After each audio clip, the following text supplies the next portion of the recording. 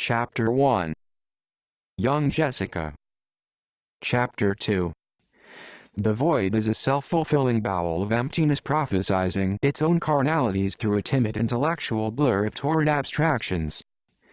The detective cocked his intimidating gaze as Nook, obscuring his countenance behind the fine print of his London Times.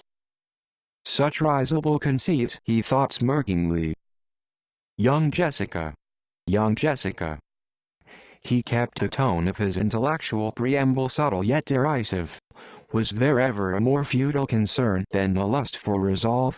If so, his inner monologue would seek to be ongoing, to hide such torrid abstractions, so to say.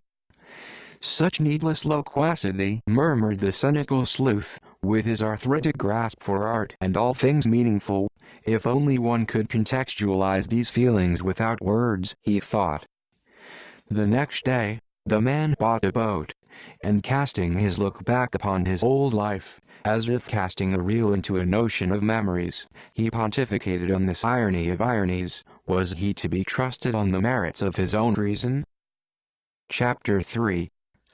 "I'd like to buy half a pound of butter," said Peter Johnbody, no relation to the warehousing assistant on the upper 6th floor of Trump Towers, anticipating a wild reception to his tried exposition. "I'm in no mood to put up with nonsense today, sir. Go bother somebody else." "I'm looking for Mr. Trump." "Mr. Trump isn't here. This is a business building. An occasional part-time reality set. Not a palace." "Then I shall fly in search of answers," proclaimed the man, trifling in perverse realms of discourse where few agents of the absurd would dare to tread for fear of being arrested. But do these authored observations sometimes deceive? On the occasion, yes. Mysterious things can happen, such as when a mule doth foal, and to my astonished eyes, dear reader, I did encounter something most extraordinary. That man did fly, and to that I say, well done. Chapter 4. Young Jessica here, young Jessica everywhere, young Jessica within, young Jessica without, the folly such youth does tout. Beyond rhyme or reason the message is clear, young Jessica was there and now she is here. Chapter 5.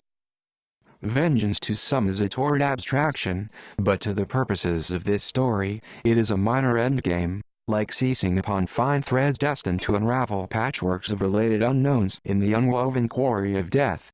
Like a tapestry of irony. Others may point to either a canopy of trees or a canopy of stars and hold them at a distance as trivially distinct, but beyond that purview of cynicism, lies the whiny distress call of an innocence prematurely weakened, eliciting the sweet memoirs of childhood. Like a tick of celestial microwaves humming throughout an open universe across analog dials, reminding us of where we were once whole. Would we be all so surprised if the sun was an embryo? The end is nigh, Jessica thought. Chapter 6. The detective looked into young Jessica's eyes. "Would you like to hear some sick beats?" "I think I feel a song coming on," said Jessica. "Some sick beats. Music."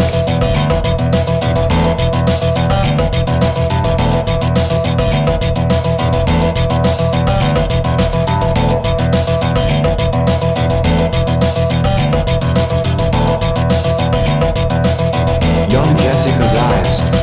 Music.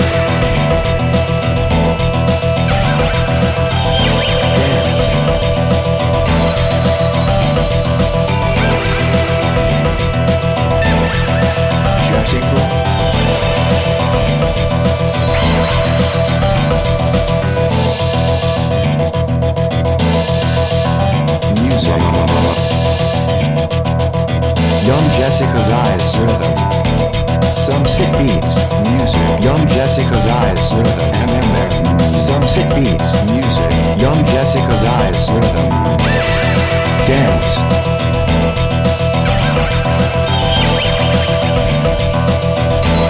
Some sick beats, music.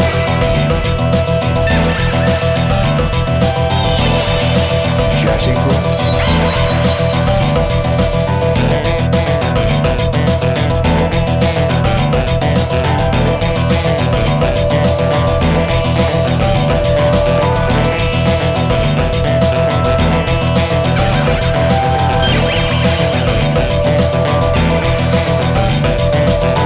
Chapter 7 is nigh. The end.